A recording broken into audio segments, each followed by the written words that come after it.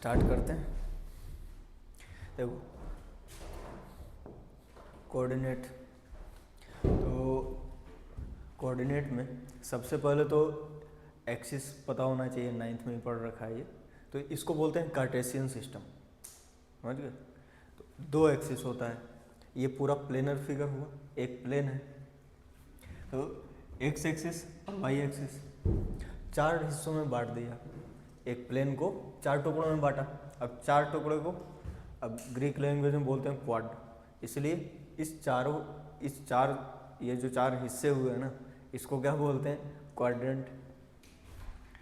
अब ये first quadrant, second, third और फोर्थ।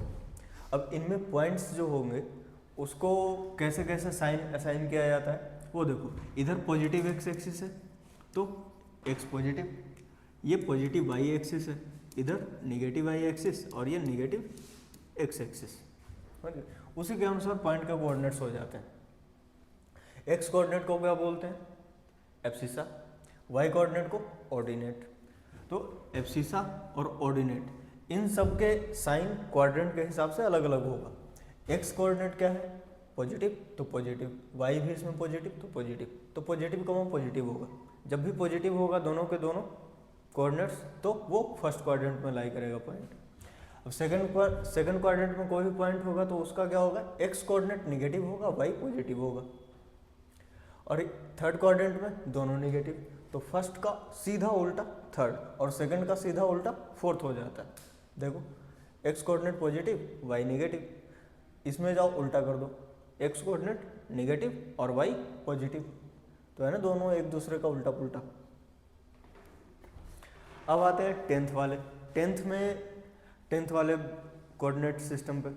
तो वहाँ पे हम लोग शुरुआत करते हैं डिस्टेंस फॉर्मूला से।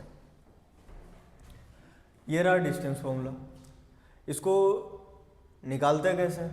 तो देखो एक्स एक्सिस वाई एक्सिस दो पॉइंट ले लिया, ए और बी। अब इसमें x1 कॉमा y1 ए का कोऑर्डिनेट हो गया, ए का कोऑर्डिनेट क्या हो गया x1 कॉमा y1 और बी का x2 कॉमा y2। अब ये जो डिस्टेंस है ए बी दो पॉइंट के बीच का, ये हाइपोटेनस का काम करेगा इस रेक्टेंगल में। और ये रेक्टेंगल फॉर्म कैसे हुआ, देखो बी से एक्स एक्सिस पे परपेंडिकुलर डालो, ए से भी डालो और वाई एक्सिस पर भी दोनों से परपेंडिकुलर डालो, तो ये दोनों हो जाएंगे परपेंडिकुलर एक दूसरे के, क्योंकि ये हॉरिजॉन्टल लाइन है, ये वर्टिकल लाइन है, दोनों के बीच में कितना एंगल है 90 डिग्री, इसका मतलब परपेंडिकुलर है। तो ये वाला ट्रायंगल जो बना है, ये जो रेड वाला ट्रायंगल मैंने बनाया, इसको मान के चलो कि ये सी पॉइंट है। तो ए बी सी जो ट्रायंगल है ये राइट एंगल है, ए बी इसमें हाइपोटेनस का काम कर रहा है, तो हम लोग क्या लगा देंगे इसमें, पाइथागोरस थ्योरम। पाइथागोरस थ्योरम लगाओगे तो हाइपोटेनस का square equal to perpendicular square plus base square, तो हाइपोटेनस इक्वल टू क्या हो जाएगा, रूट ऑफ परपेंडिकुलर का स्क्वायर प्लस बेस का स्क्वायर। परपेंडिकुलर निकाल सकते हैं और बेस भी निकाल सकते हैं, कैसे कैसे, तो दोनों के कोऑर्डिनेट्स से। ये वाला कोऑर्डिनेट कितना होगा, ये y1 होगा, ए पॉइंट का y कोऑर्डिनेट, तो यहाँ पर लिख सकते हैं हम लोग 0,y1 और ये वाला कोऑर्डिनेट हो जाएगा 0,y2 बी के अनुसार। और ये x कोऑर्डिनेट लिखोगे यहाँ पर क्या हो जाएगा x1, 0 और यहाँ पर x2, 0। इन दोनों के डिफरेंस से हम लोग बेस निकाल सकते हैं x कोऑर्डिनेट के डिफरेंस से, और ये y कोऑर्डिनेट के डिफरेंस से परपेंडिकुलर निकल जाएगा y2 माइनस y1। तो हाइपोटेनस सीधा लिख दो, रूट x2 माइनस x1 का square plus y2 minus y1 का स्क्वायर, परपेंडिकुलर स्क्वायर ये रहा, बेस का स्क्वायर ये रहा। अब इसको एक फॉर्मेट और है जो मैंने यहाँ पे लिख रखा है, delta X plus delta Y का स्क्वायर।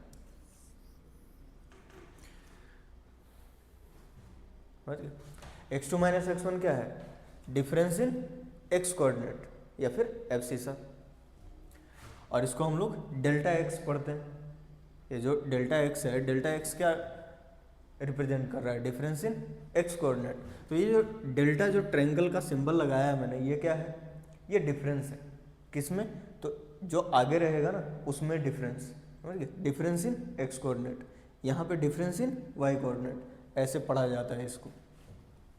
और ये ट्रायंगल है, यहाँ पे ट्रायंगल नहीं पढ़ते, यहाँ पे क्या पढ़ते हैं, डेल्टा, डेल्टा एक्स।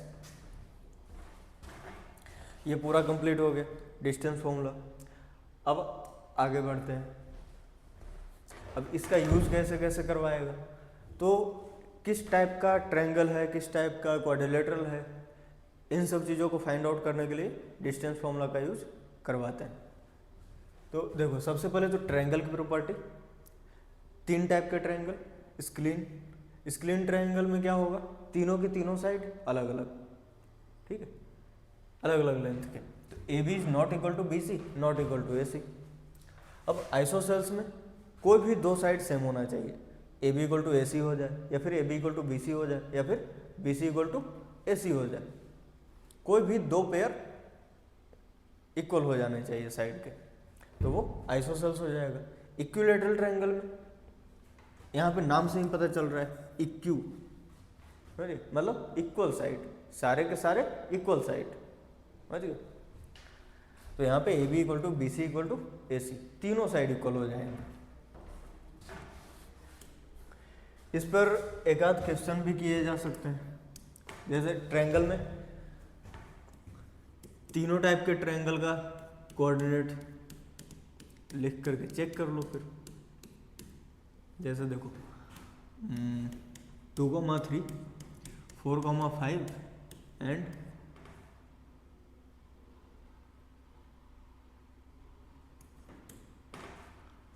6,7, इसको चेक करो। ये कौन सा ट्रायंगल है, यही था ना। और एक स्क्लीन ट्रायंगल का देख लो, क्या ले सकते हैं, 2,0 -2, -1 एंड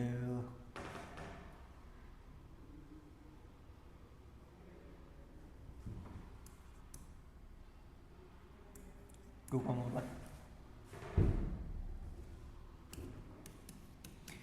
ये थर्ड टाइप का ट्रायंगल के लिए है, इसको भी चेक करना है।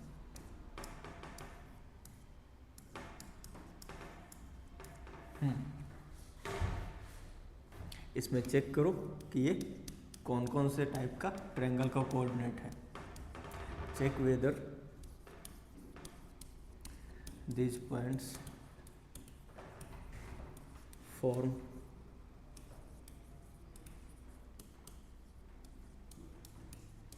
which type of triangle.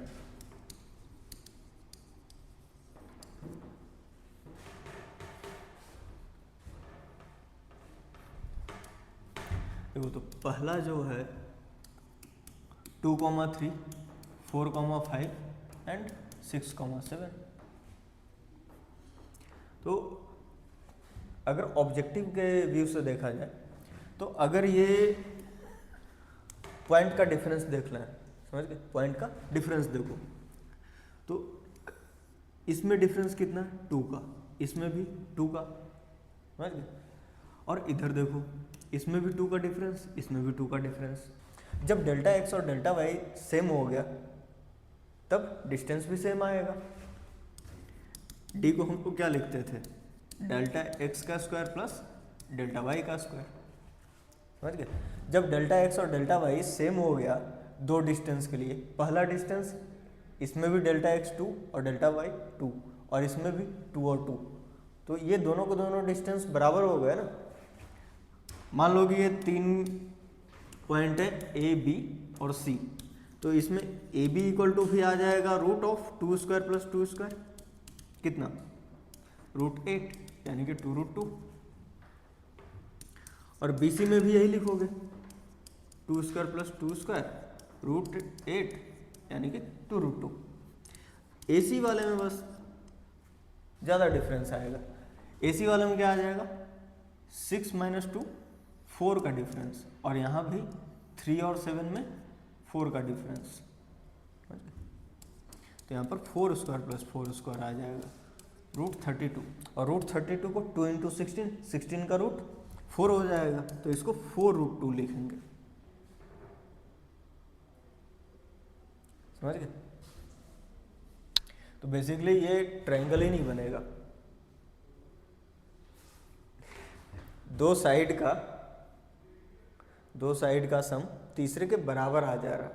इसका मतलब क्या है? तीनों कोलिनियर पॉइंट है। समझ गए? AB प्लस BC जो है वो AC के बराबर आ रहा है, और ये कंडीशन किसका है? कोलिनियर पॉइंट्स का। समझ गए? तो इसमें तीनों के तीनों पॉइंट क्या हैं? कोलिनियर है, कोलिनियर पॉइंट्स हैं। समझ गए? ये ट्रायंगल ही नहीं है।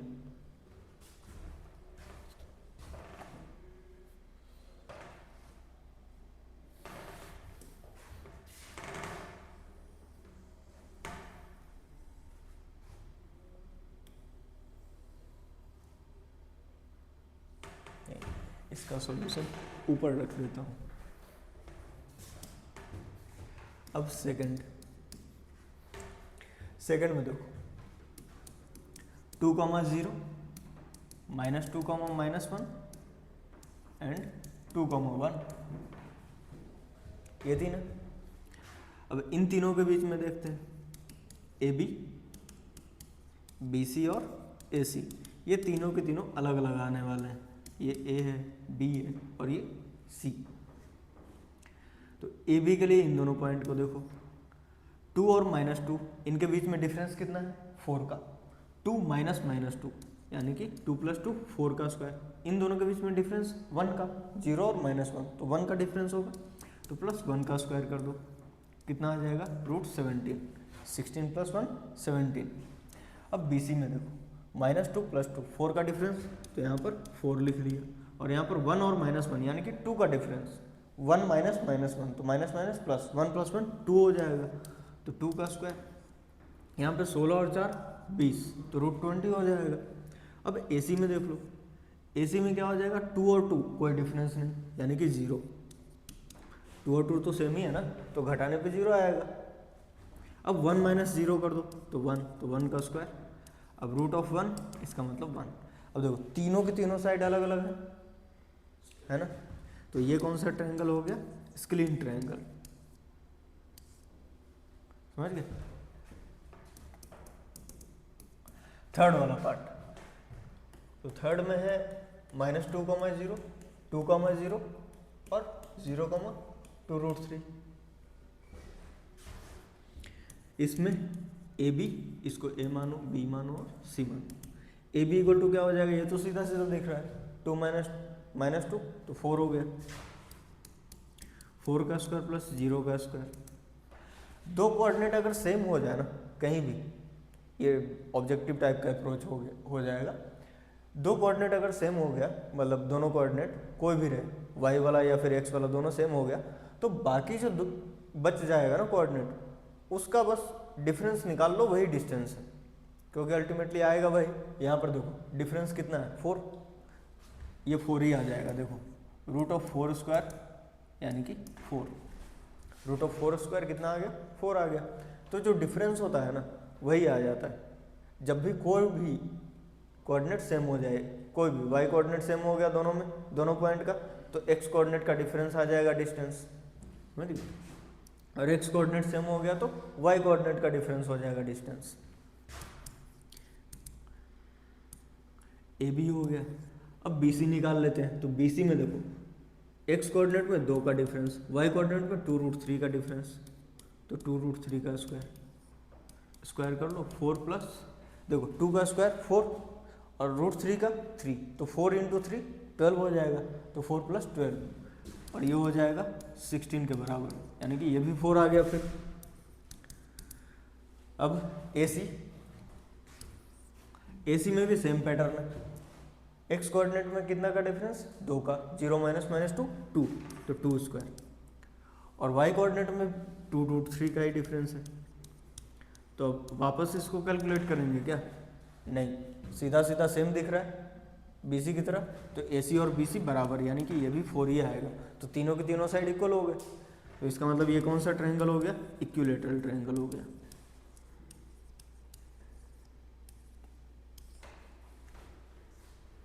बस इतना ही। अब आते हैं क्वाड्रिलेटरल के टाइप्स पर।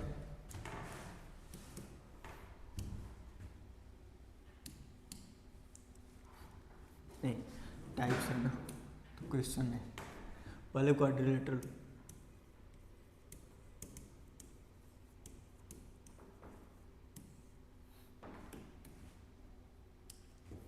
तो क्वाड्रिलेटरल कौन कौन से टाइप के हो सकते हैं, सारे टाइप के देख लेते हैं एक। तो सबसे पहले ट्रेपेजियम।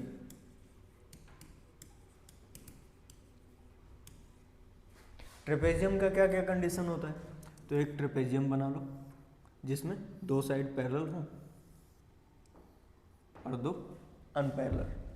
देखो ABCD,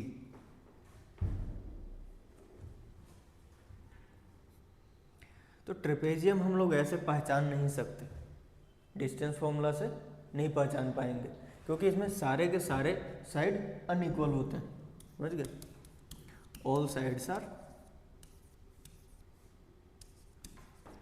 अनइक्वल।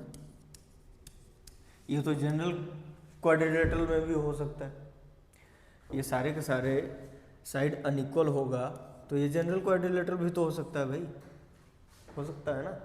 देखो ना तो पैरेलल का कंडीशन है ना कुछ, तो ट्रेपेजियम में हम लोगों को पहचानने के लिए कोई भी 2 साइड का जो पेयर है ना, ये DC, 1 मिनट सॉरी, ये AB पैरेलल DC, ये गिवन होना चाहिए, तब ट्रेपेजियम पहचान सकते हैं, नहीं तो फिर जनरल क्वाड्रिलेटरल और ट्रेपेजियम में कोई डिफरेंस नहीं, समझ गया ना। इसमें भी सारे अनइक्वल, इसमें भी सारे अनइक्वल, तो ट्रेपेजियम को ऐसे नहीं पहचाना जा सकता बिना कंडीशन दिए। कंडीशन गिवन होगा तब आसानी से पहचान लोगे, नहीं तो फिर नहीं।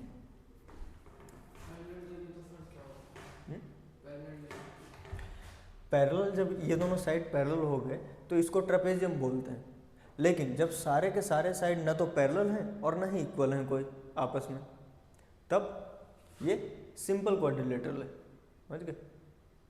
अब स्पेशल टाइप के क्वाड्रिलेटरल्स, तो उसमें सबसे पहले नंबर पैरेललोग्राम का आएगा। अब पैरेललोग्राम में पेयर वाइज साइड पैरेलल होते हैं और इक्वल भी।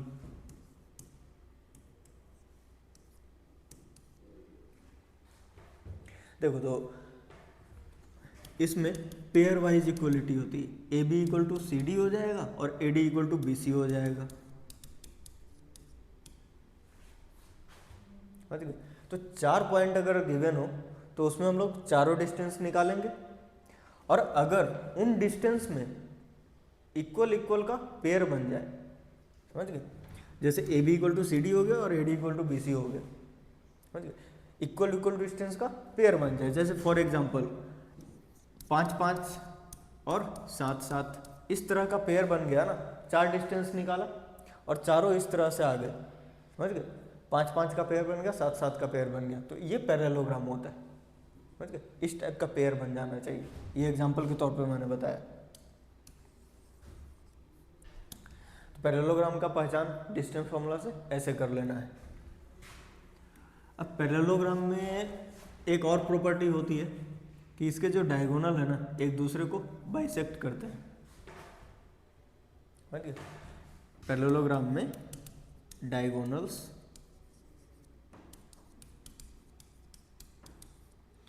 बाइसेक्ट्स ईच अदर, बस इतना ही। मान लो कि ये O पॉइंट है, तो AO इक्वल टू OC और DO इक्वल टू या OD इक्वल टू OB, ऐसे लिख सकते हैं। तो इससे क्या पता चला, O मिड पॉइंट है, दोनों डायगोनल के हिसाब से ये मिड पॉइंट है। O किसका, AC का भी मिड पॉइंट हो गया और BD का भी मिड पॉइंट हो गया, समझ गए। तो ये क्या हो गया, मिड पॉइंट।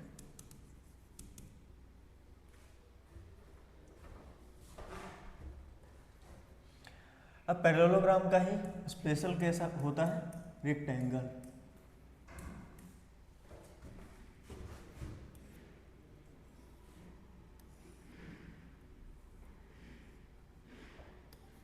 रेक्टेंगल में स्पेशल क्या है? रेक्टेंगल में स्पेशल ये है कि इसमें सारे के सारे साइड जो है ना एक दूसरे के परपेंडिकुलर होते हैं, और इसमें भी डायगोनल एक दूसरे को बाइसेक्ट करेगा। परपेंडिकुलरली बाइसेक्ट करे ये जरूरी नहीं है, लेकिन बाइसेक्ट करेगा।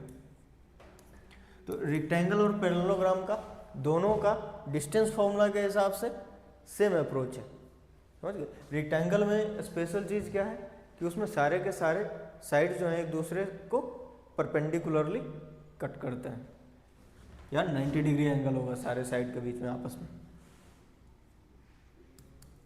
तो इसमें भी same thing exactly,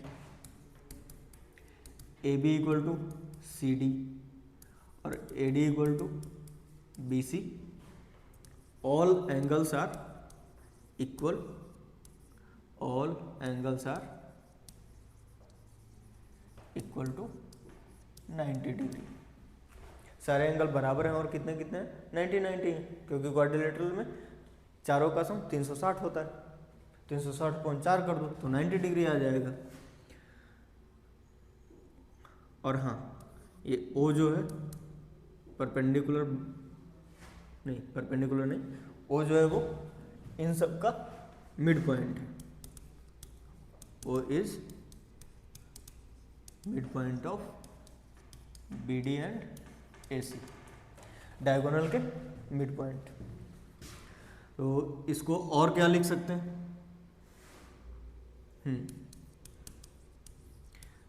diagonals bisects each other.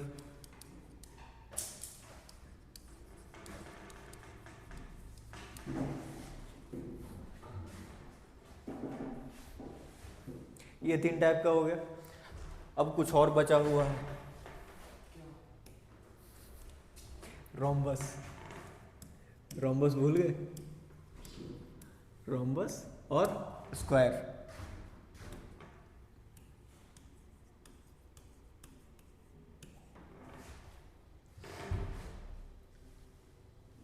सही है। देखो एक बात और, पैरेललोग्राम और रेक्टेंगल में डिफरेंस कैसे पता चलेगा वो भी देख लो। तो पैरेललोग्राम में डायगोनल अनइक्वल होते हैं, डायगोनल अनइक्वल लेंथ के होते हैं। तो पैरेललोग्राम में BD not equal to AC, but rectangle में BD इक्वल टू AC होता है, समझ गए। तो अगर डायगोनल इक्वल हो गया तब रेक्टेंगल है, अगर इक्वल नहीं हुआ तो पैरेललोग्राम है, समझ गए। साइड तो पेयर वाइज इक्वल हो ही गया। अब जब साइड पेयर वाइज इक्वल हो गया तो उसके बाद हम लोग क्या चेक करेंगे? डायगोनल इक्वल है या नहीं, समझ गए ना। डायगोनल अगर इक्वल आ गया तब वो रेक्टेंगल बन जाएगा, और डायगोनल इक्वल नहीं आया तो पैरेललोग्राम ही रहेगा वो। अब इसी तरह से रोम्बस और स्क्वायर में भी यही डिफरेंस होता है। देखो रोम्बस जो है उसमें चारों साइड इक्वल होते हैं, स्क्वायर में भी चारों इक्वल होते हैं, वो तो है ना। रोम्बस में भी चारों इक्वल और स्क्वायर में भी चारों इक्वल। तो डिफरेंस क्या है? डिफरेंस ये है कि सारे के सारे 90 डिग्री पे कट करेंगे स्क्वायर में, और रोम्बस में 90 डिग्री नहीं होगा एंगल, कुछ और होगा 90 डिग्री के अलावा। ABCD।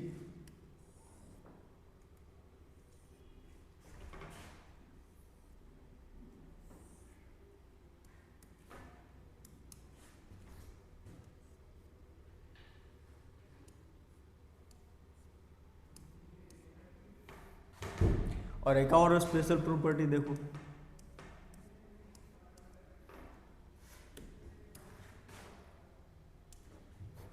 रोम्बस जो है उसमें चारों side equal, AB equal to BC equal to C D equal to A D. Sequence इधर उधर हो गया, कोई बात नहीं। All sides are equal in length, सारे साइड बराबर बराबर इक्वल लेंथ के। अब इसमें पहचान क्या है? पहचान बस इतना ही है इन दोनों में डिफरेंस, कि डायगोनल इक्वल होगा स्क्वायर में, नहीं होगा किसमें? रोम्बस में। देखो इसमें डायगोनल्स जो है ना वो एक दूसरे को 90 डिग्री पर बाइसेक्ट करते हैं, समझ गए? 90 डिग्री का मतलब परपेंडिकुलर।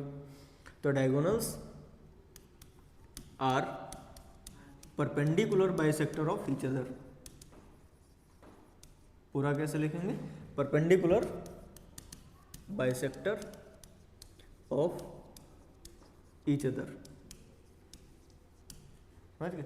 और डायगोनल का लेंथ क्या होगा? अलग अलग। A C not equal to B D. Rhombus में डायगोनल का लेंथ अलग अलग, और स्क्वायर में इक्वल हो जाएगा। स्क्वायर में तो पूरा सिमेट्री है, A B, B C, C D, D A, सारे साइड इक्वल, समझ गए? Exactly copy paste. जो प्रॉपर्टी रोम्बस का होगा वो सारा का सारा स्क्वायर में रहेगा। समझ गए? स्क्वायर एक स्पेशल टाइप का रोम्बस है जिसमें सारे के सारे साइड के बीच में एंगल क्या हो जाता है? 90 डिग्री, या फिर डायगोनल इक्वल लेंथ के हो जाते हैं।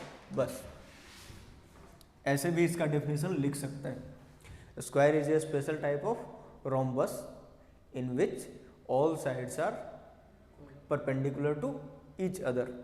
इक्वल तो इसमें भी है, डिफरेंस क्या है? तो डिफरेंस ये है कि सारे साइड्स के बीच में 90 डिग्री का एंगल बन रहा है, समझ गए? तो इसमें और भी चीज़ें हैं, समझ गए? ऑल एंगल्स आर 90 डिग्री, समझ गए? All angles are 90 degree. इसमें जहाँ कहीं से भी एंगल देख लो 90 डिग्री आ जाएगा किसी न किसी तरह से।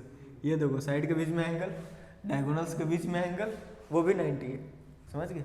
ऑल एंगल्स आर 90, इसमें लिख लो बिटवीन साइड्स। और दूसरा ब्रैकेट क्या होगा?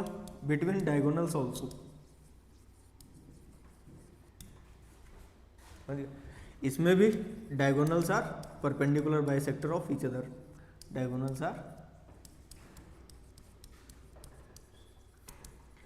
Perpendicular bisector of each other.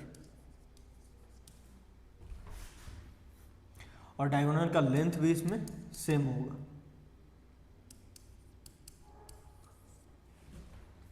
अगर 4 पॉइंट गिवन है, किसी भी क्वेश्चन में 4 पॉइंट गिवन है, उसमें पूछा जाए किस टाइप का क्वाड्रिलेटरल है, तो कितने डिस्टेंस निकालने पड़ेंगे हम लोगों को? 4 + 2 6 डिस्टेंस निकालने पड़ेंगे, समझ गए? अगर सारे के सारे साइड अनइक्वल आ गए तब तो वो कुछ भी नहीं है, फिर तो छोड़ दो। लेकिन अगर उसमें से पेयर वाइज में इक्वल आ गया, समझ गए? पेयर वाइज इक्वल आ गया तब क्या क्या पॉसिबिलिटी हो सकता है? पैरेललोग्राम और रेक्टेंगल, समझ गए? अगर सारे के सारे इक्वल आ गए साइड तब क्या क्या पॉसिबिलिटी है? रोम्बस या स्क्वायर। तो हम लोगों को 2 और लेंथ निकालना पड़ेगा डायगोनल वाला, समझ गए? डायगोनल अगर इक्वल हो गया तो या तो रेक्टेंगल होगा या तो स्क्वायर होगा, समझ गए? अगर सारे के सारे साइड इक्वल और डायगोनल भी इक्वल तो square. Most symmetric figure quadrilateral में सबसे ज़्यादा सिमेट्रिक यही है। और अगर ये डायगोनल इक्वल नहीं आए, चारों साइड इक्वल हैं, तो वो रोम्बस हो जाएगा। उसी तरह से पैरेललोग्राम और रेक्टेंगल का देखो, रेक्टेंगल में अगर डायगोनल इक्वल आ गया, पेयर बाय साइड इक्वल हो गया है और डायगोनल भी इक्वल हो गया, तो ये रेक्टेंगल है। और अगर डायगोनल अनइक्वल आ गया तो फिर पैरेललोग्राम है, समझ? तो इस तरह से चेक करना है।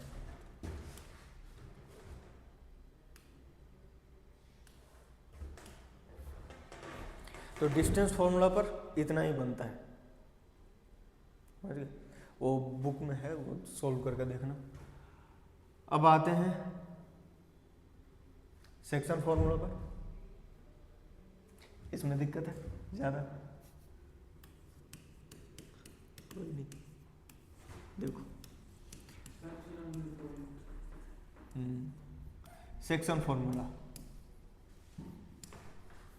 तो सेक्शन फॉर्मूला, मान लो कि ये 2 पॉइंट है ए और बी,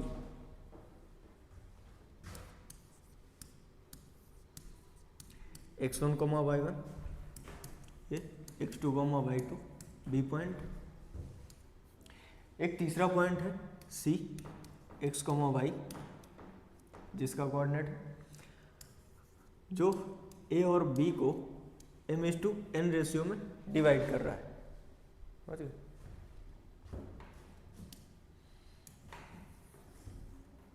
तो हम लोग इसको कैसे लिख सकते हैं? सी पॉइंट का जो कोऑर्डिनेट है उसको ए और बी के फॉर्म में कैसे लिख सकते हैं? तो इसका सिंपल सा फॉर्मूला देखो, तरीका देखो, क्या k/1 भी है, तो इसका स्पेशल टाइप में बता दूंगा। m के जगह पे k रख दो, n के जगह पे 1 रख दो, बस इसी का स्पेशल टाइप हो जाएगा वो। तो पहले इसको समझो, x कोऑर्डिनेट जो है ना उसको कैसे लिखना है। समझ गए? तो जो भी रेशियो होगा ना उसको उल्टे साइड के कोऑर्डिनेट से मल्टीप्लाई करना है। समझ गए? जैसे m है, m लेफ्ट साइड में दिख रहा है तुम्हें, तो राइट साइड में जो पॉइंट है, राइट साइड में कौन सा पॉइंट है? b, उसके कोऑर्डिनेट्स पकड़ो, उससे मल्टीप्लाई करके लिख दो। समझ गए? तो m को किससे मल्टीप्लाई करना है? x2 से और y2 से। समझ गए? और n को किससे मल्टीप्लाई करना है? x1 से और y1 से। समझ गए? और जो कोऑर्डिनेट है ना वो उसी कोऑर्डिनेट को देगा। जैसे x1 और x2 मिल करके x को देगा और y कोऑर्डिनेट मिल करके y कोऑर्डिनेट बनाएंगे c का। समझ गया? तो x कोऑर्डिनेट कैसे लिखेंगे? m को x2 से मल्टीप्लाई करो, तो m x2 प्लस n के साथ x1 अपॉन में जो भी रेशियो होता है ना उनको जोड़ करके लिखना होता है। जैसे ये m/n है तो m प्लस n लिखेंगे डिनोमिनेटर में। 3:2 होता तो 3 + 2 हो जाता। समझ गए? 3:7 होता 3 + 7 हो जाता, इस तरीके से। और y कोऑर्डिनेट के लिए क्या करेंगे? तो y कोऑर्डिनेट के लिए x की जगह पे y कर दो, m/2 plus n y1 divided by m plus n। ये जनरल फॉर्मूला हो गया।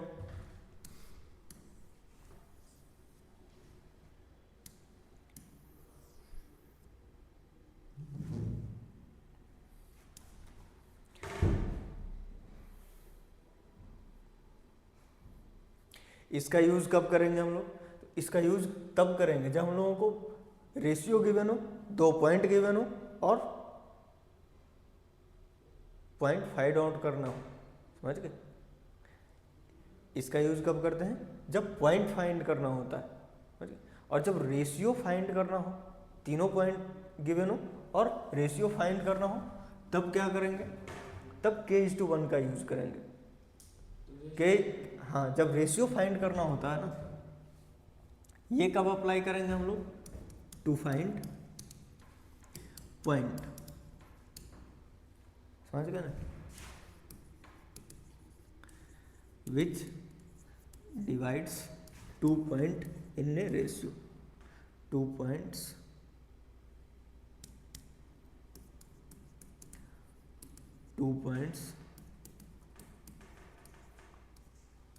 in the ratio given। समझ गए? ये वाला फॉर्मूला यहाँ पर अप्लीकेबल है। अब k/1 जो था ना उस फॉर्मूले को कब अप्लाई करते हैं? तो ये तब अप्लाई करते हैं जब हम लोग को रेशियो फाइंड आउट करना होता है। तो इसको अलग कलर से घेर देता हूँ।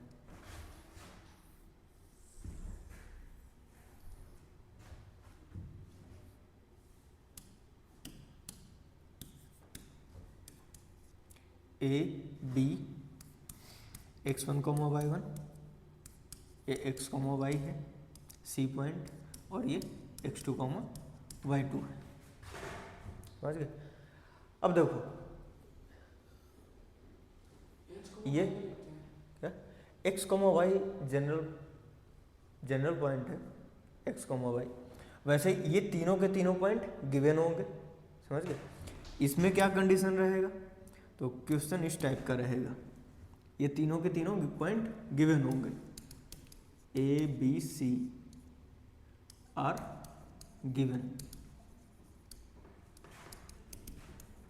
फाइंड रेशियो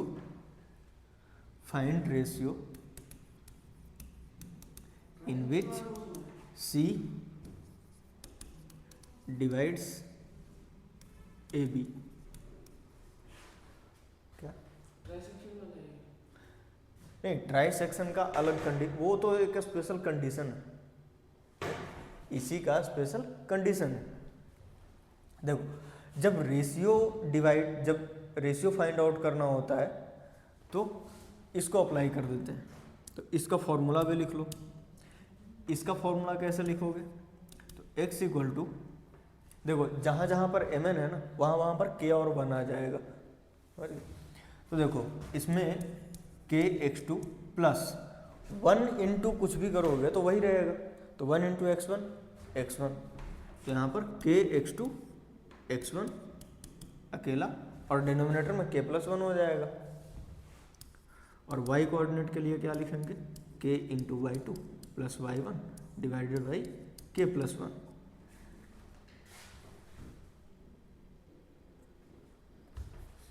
तो ये दो तरह के फॉर्मूले हो गए, ये तो जनरलाइज्ड है। अब मिड पॉइंट अगर होगा तब क्या करो, क्या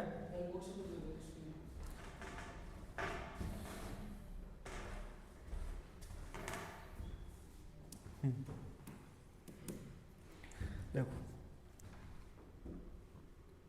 पॉइंट फाइंड आउट करना तो इजी है ना। तो एक क्वेश्चन फाइंड आउट कर लो, find the point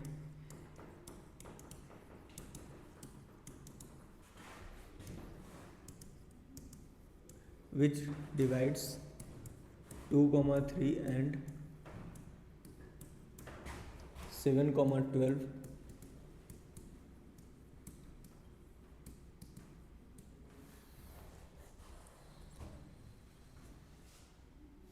in the ratio 3:2। एक तो ये सीधा सीधा क्वेश्चन है। अब दूसरा उल्टा क्वेश्चन जो अब आता है, सीधा सीधा पॉइंट फाइंड आउट करने के लिए नहीं आता, रेशियो फाइंड करने के लिए बोलते हैं। तो रेशियो फाइंड आउट करने के लिए find the ratio in which 1,2 divides the line joining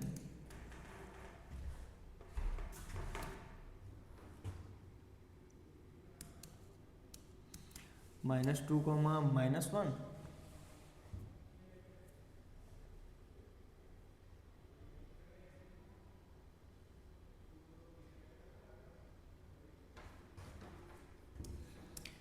and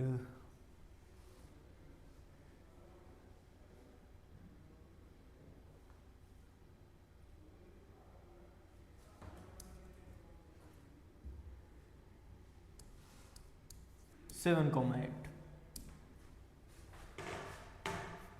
अब इसमें एक टाइप का ये क्वेश्चन बनता है, दूसरे टाइप का क्वेश्चन एक्सिस से पूछ लेते हैं, एक्सिस से पूछ लेते हैं। Find the ratio in which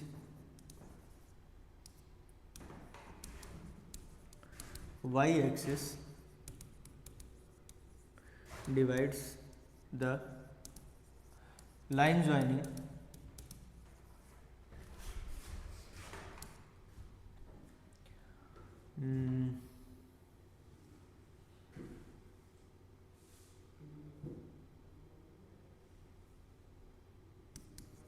-2,4 and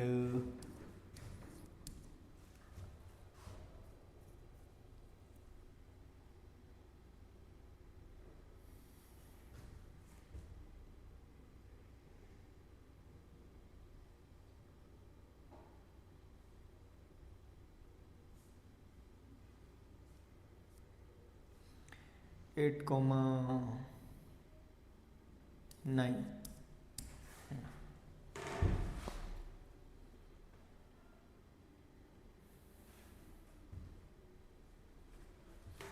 एक इस टाइप का क्वेश्चन एक्सिस वाला।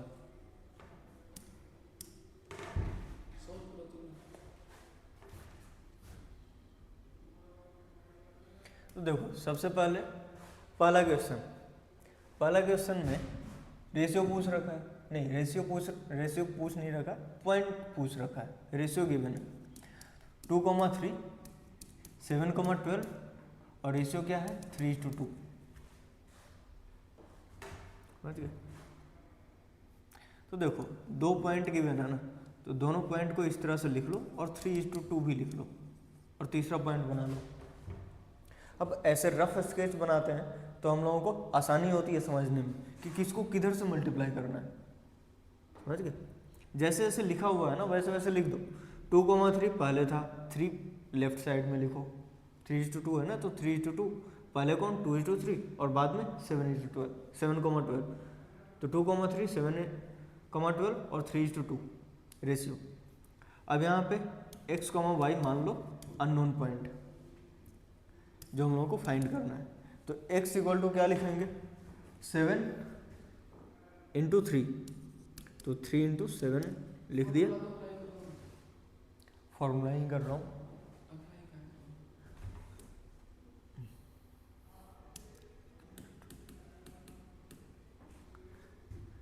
देखो m ये n, m x2 n x1 divided by m plus n। ये x1 है, y1 है, x2 है, y2 है।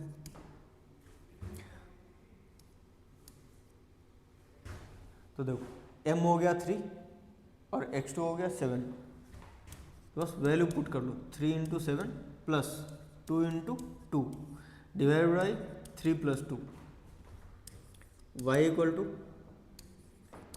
my2 plus n y1 divided by m plus n। तो m तो 3 है और y2 क्या है 12, तो 3 × 12 n इक्वल टू 2 और y1 क्या है 3, तो 3 हो गया। डिनोमिनेटर सेम ही रह जाएगा क्योंकि दोनों में m प्लस n है, तो 3 + 2 ही रह जाएगा यानी 5 रह जाएगा। ये 21 + 4 कितना हो गया 25 डिवाइड बाई 5, तो ये हो गया 5। यहाँ पे 36 + 6 42 डिवाइड बाई 5, तो ये डेसिमल में आ जाएगा, तो ये 8.4। तो हम लोग पॉइंट क्या लिखेंगे यहाँ पर 5, 8.4, ये पॉइंट होगा अपना आंसर। बस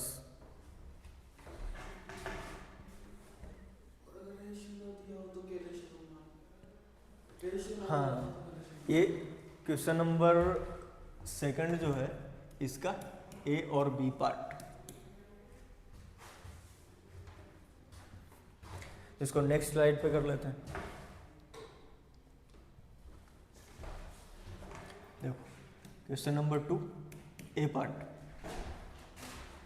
गिवन क्या क्या है, find the ratio in which 1,2 divides the points -2, -1 and 7,8। तो इसको रफ डायग्राम बना के करना है।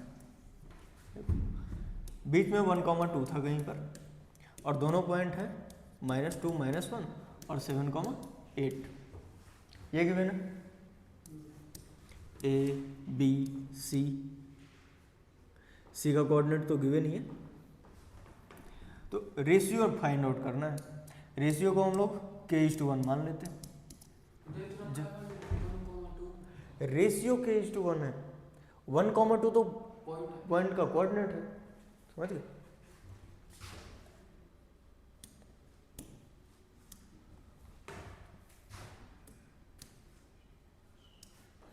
तो अब हम लोग क्या करेंगे, बस फॉर्मूला लगाएंगे। फॉर्मूला क्या कैसे, तो देखो 1 जो है x कोऑर्डिनेट है, तो x कोऑर्डिनेट का फॉर्मूला लगाओ, सारे के सारे x को पकड़ो पहले, 7 और -2, तो 1 इक्वल टू 7 को किससे मल्टीप्लाई करोगे, k से।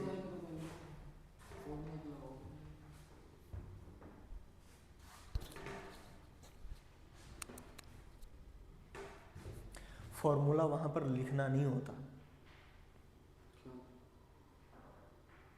फॉर्मूला लिखने का टाइम ही नहीं है, फॉर्मूला लिखने का जरूरत नहीं है, इसको समझना जरूरी है। तुम फॉर्मूला रट करके बोल सकते हो बट कोई फायदा नहीं है उससे, समझे।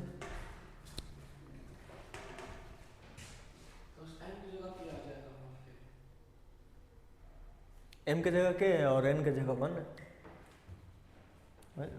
तो अंडरस्टैंडिंग डेवलप करो ये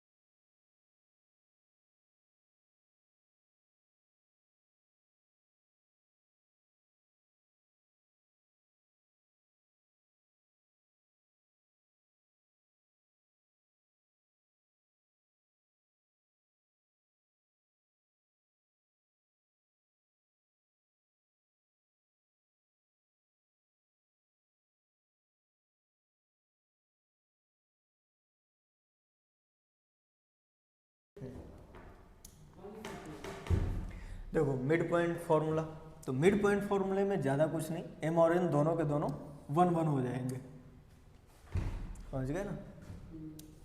ए और बी,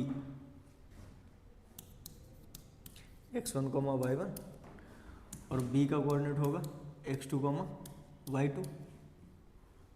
रेशियो दे रखा है 1:1। मिड पॉइंट का मतलब बराबर बराबर टुकड़े हैं, दोनों 1 हो जाएंगे। हाँ तो दोनों 1:1 ही होगा ना, बराबर है तो AC बाई BC कितना होगा, 1 होगा। मिड पॉइंट का मतलब क्या है, मिड पॉइंट का मतलब है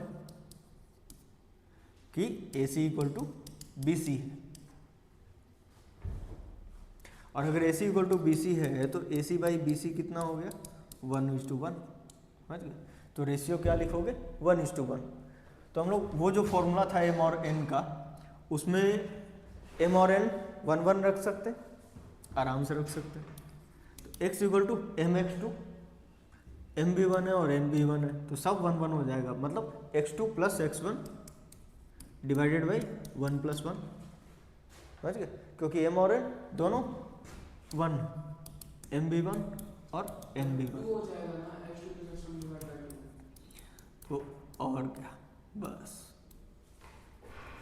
x1 + x2/2 और y कोऑर्डिनेट क्या हो जाएगा, y1 + y2/1 + 1 यानी कि 2। तो बस डिनोमिनेटर तो सेम ही रखना है, x और y कोऑर्डिनेट में डिनोमिनेटर तो सेम ही रहता है, ऊपर चाहे जो कुछ भी तुम करते रहो चेंज, लेकिन डिनोमिनेटर तो सेम ही आना है। बस x2 + x1 कर दो और डिवाइड बाय 2 कर दो। बस मिड पॉइंट वही है, कोऑर्डिनेट्स को जोड़ो आधा करके लिख दो, कोऑर्डिनेट्स को जोड़ो आधा करके लिख दो, बस मिड पॉइंट से सिंपल तो कुछ है ही नहीं, इससे सिंपल और कुछ हो सकता है। सब्जेक्टिव में तब भी यही कर दूंगा। सब्जेक्टिव में ये फॉर्मूला लिखा, वैल्यू पुट किया, आंसर आ गया, इतना सिंपल होता है। वैसे सब्जेक्टिव में इसको पूछने के बजाय ऑब्जेक्टिव में ही पूछते हैं, और ऑब्जेक्टिव में कैसे पूछते हैं वो बताता हूँ अब। तो इसका एप्लीकेशन देख लो क्वेश्चन में, सबसे ज़्यादा फेमस है पैरेललोग्राम। इसके क्वेश्चन में सबसे ज़्यादा फेमस कौन है, पैरेललोग्राम। ABCD एक पैरेललोग्राम है जिसमें कोऑर्डिनेट्स कुछ कुछ दिए हुए हैं, 1, 4 ये दे दिया, 2, 3 और ये हो गया तुम्हारा, कितना दे दूँ इसको, 5, 6 और ये हो गया,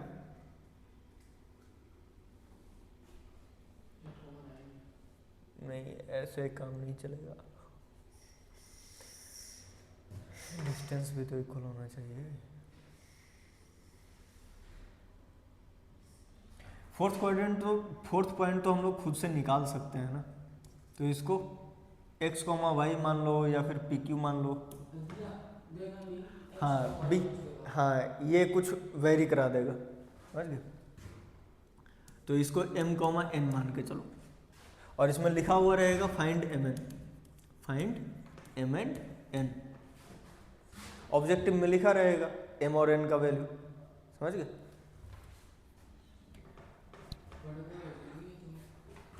तो इसमें करना क्या है, देखो इसमें ऑब्जेक्टिव अप्रोच, थिंकिंग अप्रोच क्या होना चाहिए, ऑब्जेक्टिव वाला।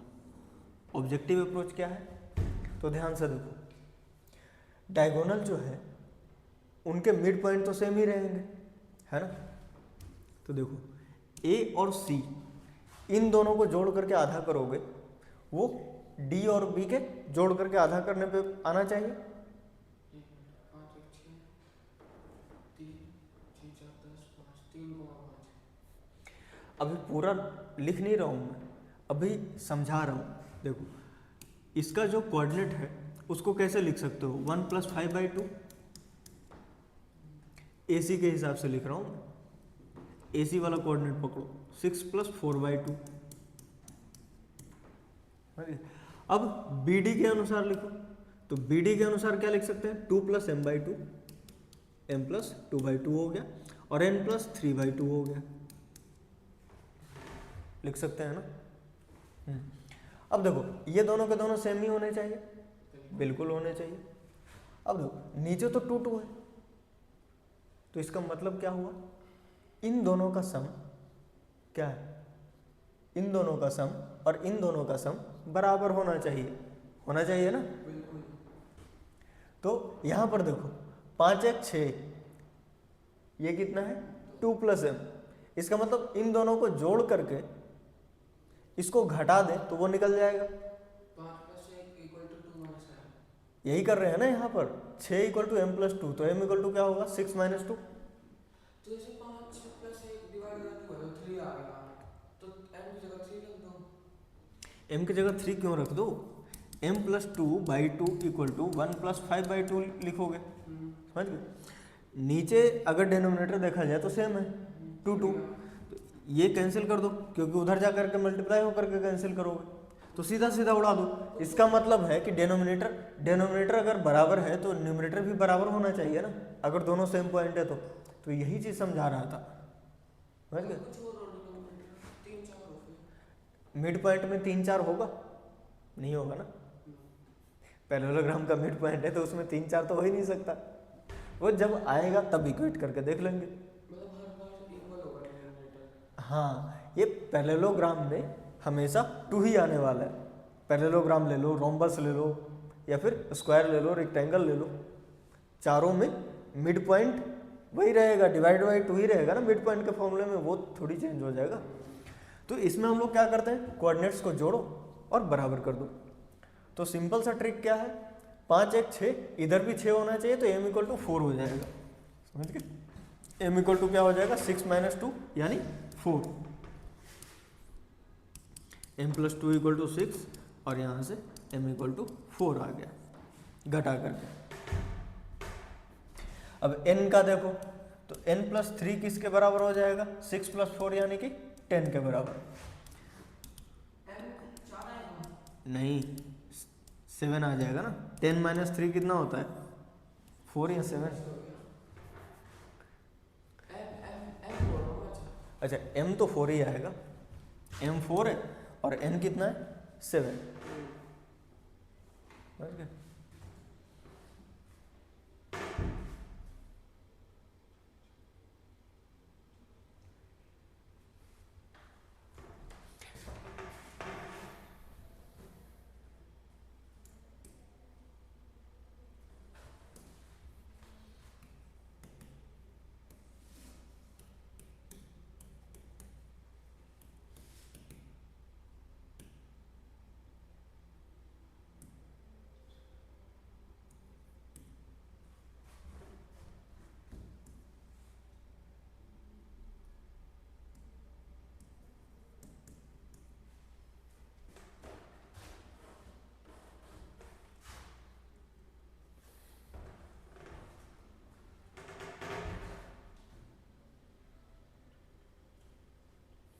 इन साथ हाँ, अब उधर देखो दूसरी तरफ, मान लो 2 पॉइंट इस तरह से गिवन है कि एक पॉइंट का कोऑर्डिनेट गायब कर दिया और दे रखा है कि मिड पॉइंट 2,3 या जो भी है, मिड पॉइंट पता हो और एक पॉइंट निकालना हो, समझ गए। मिड पॉइंट पता हो और दूसरा वाला पॉइंट निकालना हो, पहला वाला पॉइंट गिवन हो, तब क्या करेंगे, जब इसका ऑब्जेक्टिव देखो, ऑब्जेक्टिव में भी कंसेप्ट समझा देता हूँ। देखो इसको कैसे लिखोगे, फॉर्मूला के अनुसार कैसे लिखोगे, देखो 2 = m -5 / 2 और यहाँ पर 3 = n - 3/2 लिखोगे ना, जोड़ करके आधा कर रहे हैं। तो अल्टीमेटली करना क्या है, 2 × 2 और 3 × 2 यानी कि 4 = m - 5 और इधर क्या करना है 6 = n - 3। यहाँ से m = क्या हो जाएगा 4 + 5 और यहाँ से n = क्या आ जाएगा 6 + 3 यानी 9 और इधर भी 9, सही है ना। देखो हम लोग कर क्या रहे हैं इसमें, एक्स और वाई कोऑर्डिनेट को दुगना कर रहे हैं ना। और ये जो पॉइंट्स गिवन है इनको घटा रहे हैं, अल्टीमेटली घटा रहे हैं, जोड़ नहीं रहे। जोड़ेंगे तब तो फिर ये माइनस आ जाएगा, समझ गए, लेकिन घटा रहे हैं। तो हम लोगों को करना क्या है, मिड पॉइंट का डबल करो और जो पॉइंट गिवन है ना उसके कोऑर्डिनेट्स को माइनस कर दो। तो यहाँ पे डबल करो, डबल करके लिख लो इधर 4,6। अब इसमें से इसको घटाओ तो 4 माइनस -5 यानी कि 4 + 5 9 हो जाएगा, और 6 + 3 9 हो जाएगा। तो 9,9 ही आया ना। ऐसे भी कर सकते हैं, ऐसे भी कर सकते हैं। सब्जेक्टिव में इस टाइप का करेंगे, ऑब्जेक्टिव में कोई थोड़ी पूछने वाला है, कोई पूछने थोड़ी वाला है कि तुमने फॉर्मूला से किया था लिख करके या फिर ऐसे ही कर लिया था और लिख है। तो ये 5 सेकंड में भी, मतलब 5 सेकंड का भी नहीं है ये। फिर डबल किया, डिफरेंस लिया, आ गया, डबल करके माइनस किया, आंसर आ गया। 4 6 4 + 5 6 + 3 9,9 हो गया। अब इतना लिखने में कितना टाइम लगाओगे, 20-25 मिनट तो लगाओ, 20-25 सेकंड तो लगाओगे ना, मिनट नहीं।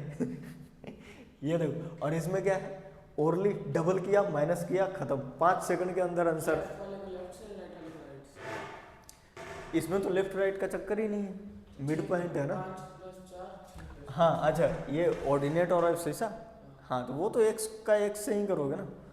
ऐसा थोड़ी है कि एक्स कोऑर्डिनेट को वाई कोऑर्डिनेट के साथ रिजॉल्व करके क्लास ओवर। कुछ कर सकते हैं।